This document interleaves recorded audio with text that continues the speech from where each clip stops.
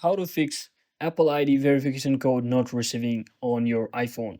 So if you're also facing such issue where you are simply not receiving your Apple ID verification code, so here's what you need to do. Just head over to your settings on your device, and finally once you're inside there, just try to forget your network from over here. If you are any connected to your Wi-Fi network, or if you are connected to your data network, you can simply try enabling and disabling the data once again. And once you do all of that, just come back to this general setting over here, so general option, and simply scroll all the way down until you see the option called VPN and device management. So just make sure you haven't connected to any of the VPN. If you have, so once you make sure of that, just come back and simply click on this language and region option, and make sure your region is selected to your country based on your country. So always make sure your country is selected correctly.